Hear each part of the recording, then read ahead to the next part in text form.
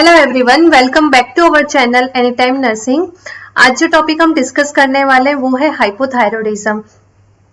अगर हम thyroid gland की बात करते हैं तो थायराइड ग्लैंड एक ऐसा ग्लैंड है जिसमें से अगर उसके हार्मोन्स का सिक्रीशंस कम होगा तो वो कंडीशन कहलाएगी हाइपोथायरॉयडिज्म, और अगर सिक्रीशंस ज्यादा होगा तो वो कहलाएगी हाइपरथायरॉयडिज्म। तो आज हम हाइपोथायरॉयडिज्म जो है मतलब कि हार्मोन के लेवल का डिक्रीज होना जो है उस कंडीशन को यहाँ पे डिटेल में एक्सप्लेन करेंगे।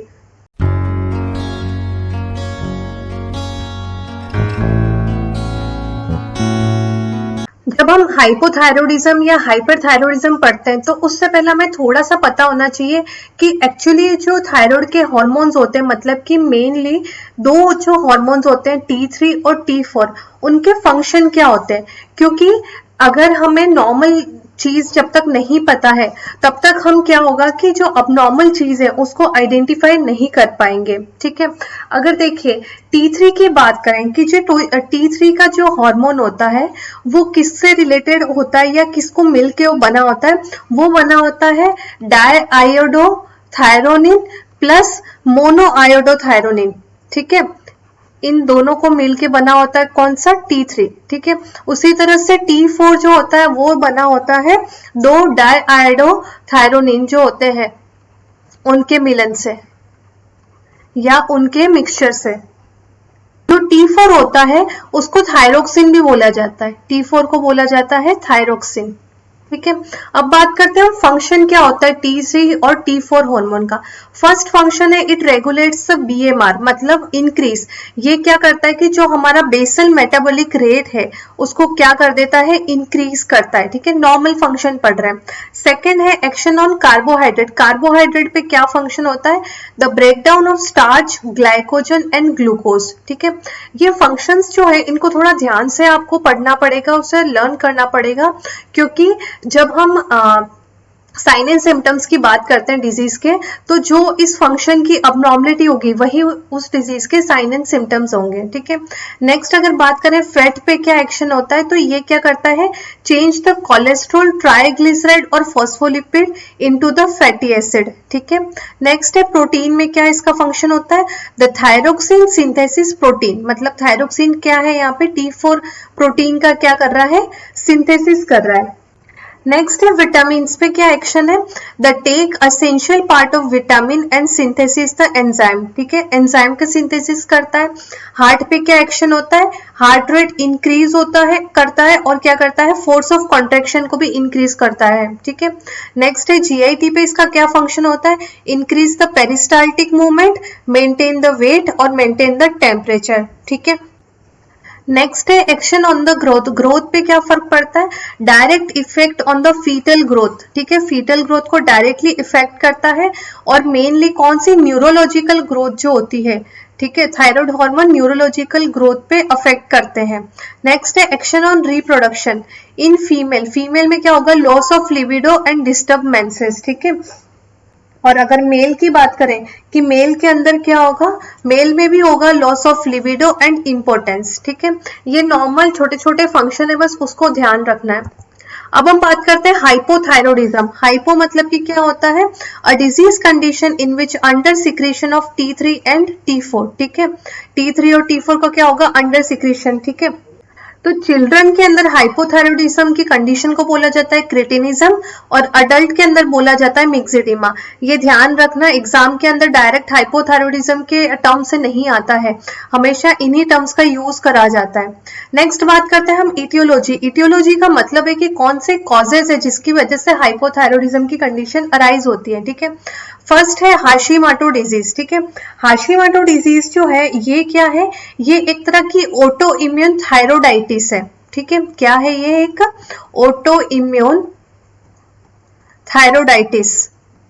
ठीक है, ऑटो इम्यून मीन्स क्या है, बॉडी सेल्फ कर रही है। ठीक है, और थायरोडाइटिस का मतलब इन्फ्लेमेशन हो रहा है। ठीक है, ये क्या है, हाशिमोटो डिजीज जो है ये मोस्ट कॉमन कॉज है हाइपोथायरॉयडिज्म का। ठीक है, इंपॉर्टेंट है, ध्यान रखना, एग्जाम में बहुत बार पूछा हुआ है directly, most common cause of hypothyroidism. ठीक है, और अगर हाशिमोटो डिजीज को ही देखें तो कुछ रिस्क फैक्टर्स हैं हाशिमोटो डिजीज के, कौन कौन से हैं वो? एक तो है डायबिटीज मेलाइटस, एक है मायस्थेनिया ग्रेविस और एसएलई क्या होता है? Systemic lupus erythematosus. ठीक है, ये रिस्क फैक्टर होते हैं किसके? हाशिमोटो डिजीज के। हाशिमोटो डिजीज क्या है? ऑटोइम्यून थायराइडाइटिस है और ये मोस्ट कॉमन कॉज होता है किसका?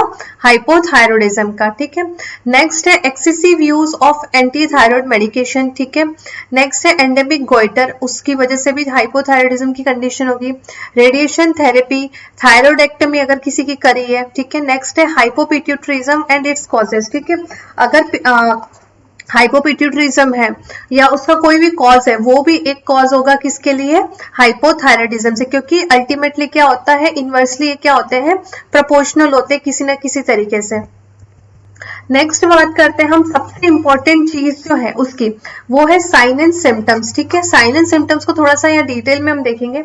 सबसे पहले है उसमें क्या होगा? Fatigue and lethargy. ठीक है, फटीग एंड लिथार्जी क्यों हो गया? क्योंकि देखिए यहाँ पर हम जो फंक्शन की बात कर रहे हैं तो ये क्या कर रहा है? बीएमआर को रेगुलेट कर रहा है, इंक्रीज कर रहा है। ठीक है, नेक्स्ट क्या करता है? ब्रेकडाउन करता है स्टार्च ग्लाइकोजन का। तो जब इसका ब्रेकडाउन क्या होगा? होगा ही नहीं, कम होगा। ठीक है, स्टार्च वगैरह का, तो अल्टीमेटली क्या होगा? कि फटीग होगा। ठीक है, नेक्स्ट है वेट गेन।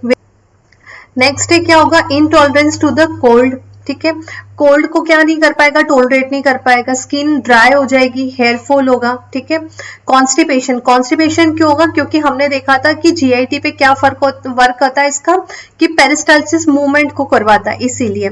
नेक्स्ट है ब्रेडिकार्डिया, कि हार्ट रेट को क्या होता है? इंक्रीज करता है। कौन? T3 T4। तो जब T3 T4 कम हो जाएगा तो क्या होगा? ब्रेडिकार्डिया होगा। नेक्स्ट है हाइपोटेंशन, वो भी हमने बात करी थी कि ये क्या करता है? ब्लड प्रेशर को भी रेगुलेट करता है। नेक्स्ट है स्लीप एपनिया। ठीक है, स्लीप एपनिया किस तरह से होगा? देखिए एक्चुअली क्या होता है कि अगर हम नॉर्मल स्लीप की बात करें, ठीक है, तो स्लीप मतलब नॉर्मल जब स्लीप होगी तो उसके अंदर क्या होता है? फिजियोलॉजिकल ब्रेडिपनिया की कंडीशन होती है। ठीक है, ऑलरेडी क्या होता है कि अपने आप ब्रेडिपनिया की कंडीशन होती है। ठीक है, ब्रेडिपनिया। और क्या होगा कि जब T3 T4 भी क्या है? डिक्रीज्ड है, कम है। ठीक है, तो वो भी क्या करवाता है? ब्रेडिपनिया की कंडीशन करवाता है। ठीक है, तो देखिए नॉर्मली फिजियोलॉजिकल भी ब्रेडिपनिया है, T3 T4 डिक्रीज हुआ तो भी ब्रेडिपनिया है, तो अल्टीमेटली एपनिया की कंडीशन आएगी। ठीक है, ध्यान रखना, ये इंपॉर्टेंट चीज है, एग्जाम के अंदर इसके बारे में पूछा हुआ है। नेक्स्ट बात करते हैं हम मिक्सोडीमा। मिक्सोडीमा भी एक तरह का साइन एंड सिम्टम है। इसमें क्या होता है मिक्सोडीमा में एक्चुअली, कि जो स्किन के अंडर जो है म्यूकोपॉलीसेकेराइड्स का एक्यूमुलेशन हो जाता है। ठीक है, किसका हो जाता है? म्यूकोपॉलीसेकेराइड्स जो है उनका एक्यूमुलेशन हो जाता है, एक्यूमुलेशन। ठीक है, कहाँ पे? स्किन के अंदर। तो अल्टीमेटली वो क्या करवाएगा? पफीनेस करवाएगा। पफीनेस मतलब कि एक तरह से हम बोल सकते हैं स्वेलिंग। ठीक है, और मोस्टली किसमें होगा? Puffiness of the face. Mostly सबसे ज्यादा कहाँ स्वेलिंग होगी? फेस पे होगी। नेक्स्ट है डिस्टर्ब मेंस्ट्रुअल साइकिल। ठीक है, मेंटल रिटार्डेशन और डिप्रेशन, हमने पढ़ा था कि न्यूरोलॉजिकल ग्रोथ को अफेक्ट करता है। ठीक है, डिप्रेशन की कंडीशन अराइज होगी। नेक्स्ट है एंजाइटी। ठीक है, और लास्ट है loss of memory and forgetfulness. ये ध्यान रखना, ये एग्जाम के अंदर क्वेश्चन आया हुआ है डायरेक्टली। नेक्स्ट बात करते हैं क्लिनिकल इन्वेस्टिगेशन कौन कौन से करवाए जाते हैं हाइपोथायरॉयडिज्म के लिए। सबसे पहला होता है स्टिमुलेशन टेस्ट, जो क्या होता है? कंफर्मेटरी इन्वेस्टिगेशन है। उसके बाद कराया जाता है थायराइड फंक्शन टेस्ट, जिसको बोलते हैं TFT। ठीक है, अगर TFT की बात करें तो नॉर्मल वैल्यूज हमें ध्यान रखनी चाहिए कि नॉर्मल TSH लेवल कितना है, T3 कितना है, T4 कितना है, और FTF4 है ना। ये क्या होता है? Free thyroxine. ठीक है, FT4 क्या होता है? Free thyroxine. ठीक है, और क्लिनिकल इन्वेस्टिगेशन के अंदर हम क्या देखते हैं, increase in serum cholesterol level, ठीक है, इंक्रीज इन सीरम ट्राइग्लिसराइड, ठीक है, then radioactive iodine uptake test कराया जाता है, ठीक है। इसके अंदर क्या होता है कि एक्चुअली आयोडीन का यूज किया जाता है, ठीक है। कौन सा आयोडीन का कौन सा फॉर्म होता है, I-123, वो यूज करा जाता है, ठीक है। अब क्या होता है कि एक्चुअली अगर हम बात करें कि इसको जब यूज किया जाता है तो इसकी अगर हम नॉर्मल वैल्यू की बात करें, ठीक है, तो नॉर्मल वैल्यू क्या है कि 3 to 10% होती है। 3 to 10% आयोडीन बॉडी के अंदर होगा विद इन 2 to 4 आवर्स, ठीक है। और 5 to 30% होता है, 5 to 30% होता है विद इन 24 आवर्स, ठीक है। अगर इससे थोड़ी सी भी वैल्यू डिफर करती है उसका मतलब कि हम उसी अकॉर्डिंग डायग्नोज करेंगे हाइपोथायरॉयडिज्म की कंडीशन को, ठीक है। अब देखिए ये जो आयोडीन अपटेक टेस्ट है ये प्रेगनेंसी के अंदर कॉन्ट्रा इंडिकेटेड है। प्रेगनेंसी में क्या है, कॉन्ट्रा इंडिकेटेड है। क्यों है, क्योंकि ये क्या करता है, प्लेसेंटल बैरियर को क्रॉस करके फीटस पे अपना इफेक्ट डालेगा, इसलिए प्रेगनेंसी में कॉन्ट्रा इंडिकेटेड रहेगा, ठीक। अब देखिए ये जो हम बात करें कि radioactive iodine reuptake test करा जाता है, ठीक है। अगर इनकी वैल्यू जो है वो क्या हो रखी है, इंक्रीज हो रखी है, ठीक है, तो वो किसको इंडिकेट करता है, वो इंडिकेट करता है हाइपरथायरॉयडिज्म को, ठीक है। तो इसको लर्न बस इसी तरह से रखना है कि अगर बढ़ गया है मतलब कि क्या है, हाइपरथायरॉयडिज्म की कंडीशन है, ठीक है। या फिर आयोडीन का जो इंटेक है, आयोडीन का जो इंटेक है वो क्या है, बॉडी में कम है, तब भी ये ज्यादा होगा, ठीक है। और अगर इसकी जो नॉर्मल वैल्यू से ये क्या होता है, डिक्रीज होता है, तो वो किसको इंडिकेट करता है कि T4 का लेवल जो है वो क्या है, डिक्रीज्ड T4 लेवल। T4 का लेवल क्या है, बॉडी के अंदर डिक्रीज है। या फिर थायरोडाइटिस की कंडीशन है, ठीक है, कौन सी कंडीशन है, थायरोडाइटिस की कंडीशन है। या फिर एंटी थायराइड मेडिकेशन ली जा रही है, ठीक है, ये सारी चीजें, और इसको थोड़ा सा ध्यान रखना, ठीक है। सबसे मेन क्या ध्यान रखना है कि प्रेगनेंसी में क्या है, ये कॉन्ट्रा इंडिकेटेड होता है, ठीक है। और लास्ट जो क्लिनिकल इन्वेस्टिगेशन हम करवाते हैं वो कौन सा है, थायराइड स्कैन, ठीक है। थायराइड स्कैन में एक चीज ध्यान रखनी है कि अगर थायराइड स्कैन हो रहा है तो उससे क्या होता है, बिफोर 14 डेज, ठीक है, उसके क्या है, बिफोर 14 डेज हमें क्या करना है, आयोडीन का जो कंटेंट है उसको स्टॉप कर देना है, ठीक है। आयोडीन कंटेंट सब्सटेंसेस का बिफोर 14 डेज क्या करना है, स्टॉप आयोडीन कंटेंट सब्सटेंसेस, ठीक है। और उसके बाद में ही थायराइड स्कैन करवाया जाता है। नेक्स्ट बात करते हैं हम मैनेजमेंट की, ठीक है। तो मैनेजमेंट में क्या करेंगे, हार्मोन रिप्लेसमेंट थेरेपी, मतलब हार्मोन का लेवल कम है तो हार्मोन हम बाहर से देंगे। सबसे पहले जो हमारा चॉइस होता है वो क्या होता है, लिवोथायरोक्सिन, ठीक है।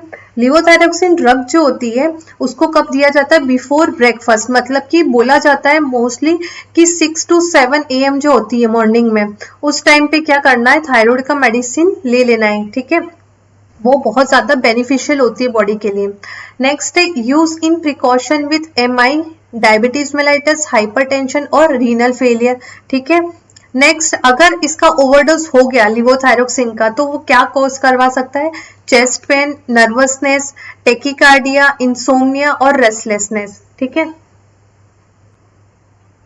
और सेकेंड जो हम ड्रग दे सकते हैं वो है लिवोथायरोनिन, ठीक है। तो मेनली सबसे ज्यादा तो लिवोथायरोक्सिन को दिया जाता है, ठीक है। अलग अलग उसके डोज होते हैं, 25 होता है, 50 होता है, 75 होता है, 100 माइक्रोग्राम होता है, माइक्रोग्राम में MCG होता है, उसमें दिया जाता है, ठीक है। तो ये था हमारा आज का वीडियो, उम्मीद है आपको पसंद आया होगा। अगर पसंद आया है तो प्लीज इसको लाइक करें। आप मुझे कमेंट सेक्शन में कमेंट करके जरूर बताएं कि आप हाइपरथायरॉयडिज्म के बारे में पढ़ना चाहते हैं या नहीं, या फिर एंडोक्राइन का कौन सा ऐसा डिजीज है जो आप चाहते हैं कि मैं यहाँ पर एक्सप्लेन करूं। तो चलिए अब मिलते हैं हम नेक्स्ट वीडियो में।